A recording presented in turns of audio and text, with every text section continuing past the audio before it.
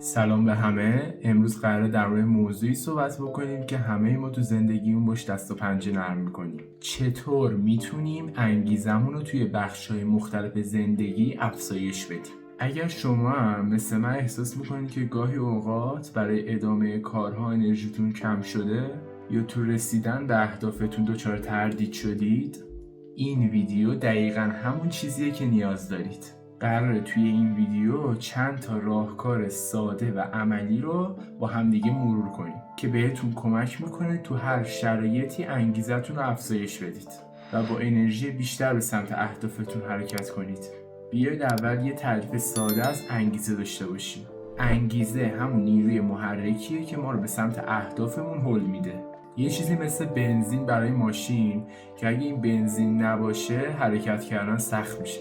انگیزه میتونه درونی باشه، مثل وقتی که از یه کاری خوشمون میاد و لذت میبریم، یا بیرونی باشه، مثل وقتی که منتظر یه تقدیر یا پاداشی از سمت بیرونی. مثلا وقتی که دارین یه کاری انجام میدید که بهش علاقه دارید، مثل ورزش کردن و نقاشی کردن، باعث میشه که حس خوبی داشته باشید و خودتون رو توش غرق کنید. این میشه انگیزه درونی. حالا انگیزه بیرونی چیه؟ فرض کنید توی شغلتون یه پاداش مالی دارید یا توی یه رقابتی برنده بشید. اینا همه انگیزه های بیرونی هستن که شما رو به حرکت کردن وادار میکنن. نکته کلیدی اینه که ما چجوری یاد بگیریم که این دوتا انگیزه رو تو زندگیمون بیاریم و تقویتش کنیم، چون هر دوشون رو برای رسیدن به اهدافمون نیاز داریم. اولین راهکاری که میخوام بهتون معرفی کنم هدف گذاری به روش اسمارت هستش. این روش خیلی بهتون کمک میکنه که اهدافتون رو به طور مشخص و قابل دستیابی تعیین کنید. بیایید با یه مثالی روشن‌ترش کنیم. فرض کنید میخواید توی مهارت برنامه نویسی پیشرفت کنید. به جای اینکه بگید میخوام برنامه نویسی یاد بگیرم، میگید من تا 3 ماه آینده میخوام هر روز 1 ساعت برنامه نویسی یاد بگیرم و در پایان 3 ماه بتونم یه برنامه ساده، اپلیکیشن ساده رو طراحی کنم.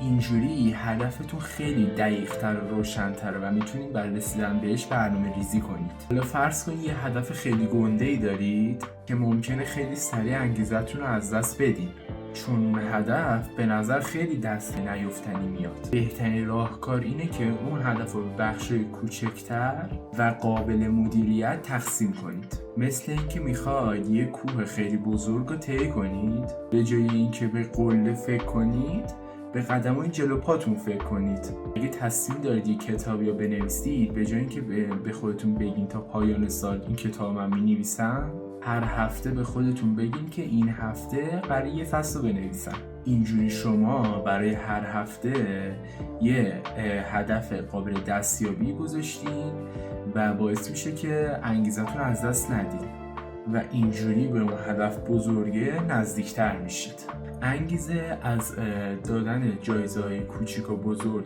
به خودمون هم میتونه به دست بیاد. وقتی که یه هدفی تعیین میکنید و برای رسیدن بهش به خودتون جایزه میدین، انگار یه جور تشویق داخلی دارید. مثلا بگین اگه این هفته بتونم به تمام کارهایی که برنامه ریزی کردم برسم، آخر هفته یه جای باحال میرم، یا اون فیلمی که دوست دارم میبینم، یا غذایی که دوست دارم میخورم. این پاداشا ممکنه خیلی ساده باشن ولی خیلی موثرن. خیلی مهمه که توی مسیر رسیدن به هدفتون هر موفقیت کوچیکی که به دست میارین به خودتون یه تبریکی بگین، یعنی یه جوری یه جشنی برای خودتون بگیرین و خودتون خشحال کنید. این کار باعث میشه هم اعتماد به نفستون بالا بره، هم انگیزتون برای ادامه دادن مسیر بیشتر بشه. مثلا هر ماه یه روزشو بشین و تحلیل کنید که اون ماه چقدر پیشرفت کردین و چه چیزهایی رو یاد گرفتین. این کار باعث میشه که انگیزه‌ای پیدا بکنید که به مسیر ادامه بدید. حالا میخوام یه نکته خیلی مهم از استیو جابز، بنیانگذار شرکت اپل بهتون بگم. جابز یه جمله معروف داره که میگه تنها راه برای انجام کارهای بزرگ اینه که عاشق اون کار باشید. این جمله یه حقیقت خیلی عمیقی داخلش داره. اون معتقد بود که اگر کاری که دارین انجام میدین براتون الهام بخش و لذت بخش نباشه، خیلی سخت میتونین توش موفق باشید.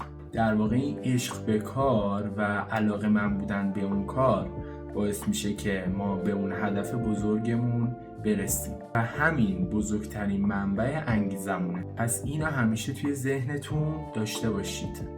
اگه میخواید برای انجام کاری انگیزتون رو بیشتر کنید، ببینید اون کاری که میخواید انجام بدین همون چیزی که دوست دارین. اگه نه، بهترین راه اینه که یه بازنگری کنید و یه چیزی رو پیدا کنید که بهش عشق می‌ورزید. خب دوستان، اینا از نکات امروز. امیدوارم که لذت برده باشید و براتون مفید بوده باشه و با کمکشون بتونید توی زندگی روزمره‌تون انگیزتون رو افزایش بدین. یادتون باشه که انگیزه پروسه مداومه و باید هر روز روش کار کنید. خوشحال میشم نظراتتون رو تو کامنت‌ها بخونم و شما بهم بگید چطور با افت انگیزه برخورد می‌کنید و اگه سوالی دارید حتما بپرسید. اگه از این ویدیو خوشتون اومد، لایک و سابسکرایب یادتون نره. تا ویدیوی بعدی مراقب خودتون باشید و همیشه با انگیزه بمونید.